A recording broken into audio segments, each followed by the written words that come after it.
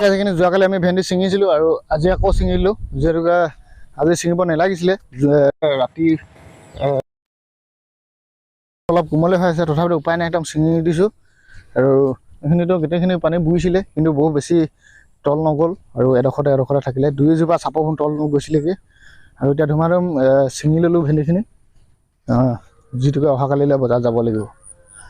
আৰু জিকাখিনি আছে, জিকাকেইটা কাটি লওঁ আৰু কাটি মেলি বেঙেনা চেঙেনা ছিঙিব নহ'ব, যিহেতুকে ভেটিবোৰ একদম কোমল হৈ আছে, পানী ভালকৈ ওলাই যোৱাই নাই। দেখিছে আপোনালোকে, একদম গছ বগাই হৈ আছে। এতিয়া ভেন্দিখিনি পৰিলে নেদেখিলি?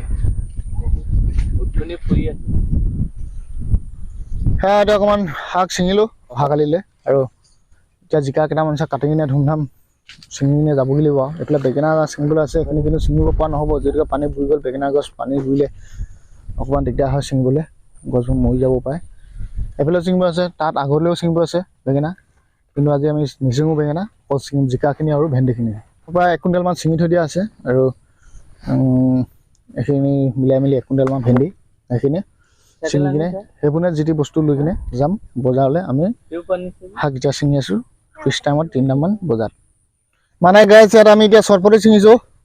এইফালে ভাইহেঁতি কাটি আছে, এইফালে মানুহজনী হেঁতি কাটি চটপটিখিনি ছিঙি দিছোঁ। যিহেতুকে পানী বুৰিলে ছিঙিব নালাগিছিল, তথাপিতো উপায় নাই। প্ৰতি সপ্তাহে আমি বজাৰ গৈ থকা হয়, আৰু বজাৰখন নগ'লে নহয়, সেইকাৰণে ছিঙি মেলি লৈ লৈছোঁ আৰু যাম এতিয়া বজাৰত। এইখিনি দেখিছেনে চটপটি, এইটো জিকা হয়, নাই এইটো চটপটি, এইটো জিকা হয়, এইখিনি চটপটি হয়। লগা ষ্টাৰ্টিং হৈছেহে, প্ৰথমতে আহি কিনে ধুনীয়াকৈ পানী চানী বুৰি গ'ল। আৰু এতিয়া এইটো কাটি এইফালে ভাই ছিঙি আছে, এইফালে মানুহজনী এতিয়া চটপটি ছিঙি আছোঁ। এই চাংখনত বেছি নোলায় বাৰু, 5 কিলো 6 কিলোমান ওলাব।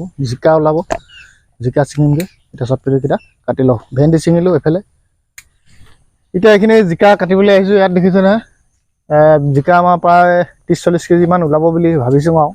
এতিয়া সেইখিনি জিকাখিনি কাটিম। এইবোৰ দেখিছোঁ চাঙৰ ওপৰত উঠি আছিলে, যিটোকে নমাই দিবহি নাপালোঁ, কেঁকুৰা মেকুৰা হৈ গৈছে। এতিয়া পানী শুকালে, যিহেতুকে পানী শুকালে সেইকাৰণে আহি কিনে কাটি দিছোঁ, কিন্তু গুৰিখনত গকি দিয়া নাই। আৰু দূৰৰ পৰা এনেকৈ ছিঙি দিছোঁ, নহ'লেতো গম পাই জিকা বুঢ়া হৈ যাব, পটককৈ বুঢ়া হৈ যায়। এতিয়া ছিঙি আছোঁ আৰু জিকাবোৰ, এইফালে ছিঙি গৈ আছোঁ। কিমানখিনি ওলায় এনেকৈ কৈ একদম চাংখন আছে, দেখিছেনে আপুনি?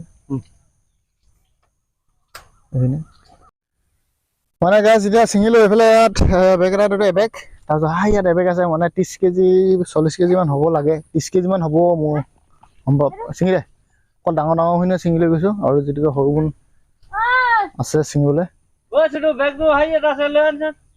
এতিয়া এইখিনি ছিঙি মেলি লৈ কিনে এতিয়া ঘৰলৈ যামগৈ। অহাকালিলৈ আকৌ ছিঙিম আমি বেঙেনা। আৰু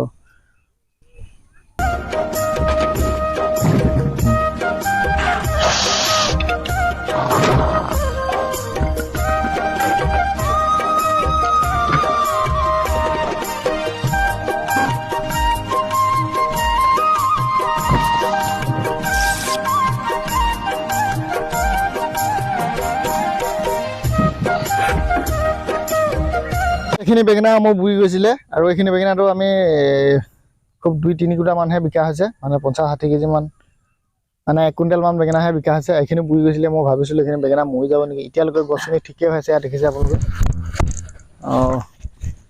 এইফালে আগত যিখিনি আমাৰ গছ অকণমান বুঢ়া হ'ল, যিহেতুকে দুবছৰীয়া গছ আছে, সেইখিনি একো হোৱা নহয় বাৰু খঙতে, কিন্তু এইখিনি কুমলীয়া হৈ আছে গছ, এইখিনি হয়তো মৰি যাব বুলি ভয়, অকণমান সন্দেহ এটা হৈ আছিলে। কিন্তু গছ এতিয়া ঠিকে আছে, মাজত 2-এজোপা গৈছে, যিহেতুকে যাবই আৰু, ইয়াৰ উপায় নাই।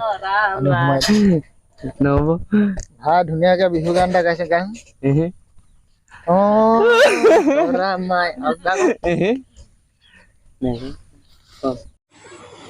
সেয়া গাছ আপোনালোকে দেখিছেনে? এইখিনি জিকা আমি এতিয়া এনেকৈ ভাগ কৰি কিনে লৈ যাম। আৰু চাইকেললৈকে আনিব নোৱাৰি, ৰাস্তাটো যিহেতুকে বহুত বেছি বেয়া, বোকা ৰাস্তাটো। আৰু এইফালে জিকাখিনি এনেকৈ এতিয়া ভাগ কৰি কিনে লৈ মেলি যাম। আগত ভেন্দি আছে, ভেন্দিখিনি এটি ল'ব। এইফালৰ পৰা মানে যামগৈ আমি পথাৰে।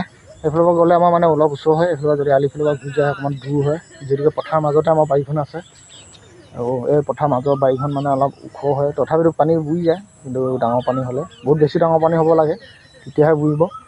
এনেকুৱা সৰু সুৰা পানীত নুবুৰে। আৰু এবছৰ বুৰিছিলে বাৰু, যোৱা বছৰ বুৰিছিলে, বহুত বেছি ডাঙৰ পানী হৈছে, সেইকাৰণে বুৰি গৈছে পানী। অলপ চলপ বস্তু অনিষ্ট হৈছে, উপায় নাই, যিহেতুকে অলপ বস্তু বাচিলেও বহুতখিনি সকাহ পোৱা হয়। আৰু যদি গোটেইখিনি বস্তুৱে মৰি যায় একদম বাৰী পূৰা খালী খালী হৈ যাব। আকৌ নতুনকৈ ৰুবলৈ আকৌ 3 মাহ দিন কষ্ট কৰিব লাগিব। আৰু সৰুৰ পৰা ডাঙৰলৈকে পুলিখিনি ডাঙৰ কৰিবলৈ কিমানখিনি কষ্ট কৰিবলগীয়া হয় আপোনালোকে গম পায়। আৰু 3 মাহ দিন পূৰা লাগি থাকিব লাগে। তাৰপিছতহে আমি শাক চাক ছিঙি আকৌ বিকিবলৈ বা খাবলৈ পৰা হয়।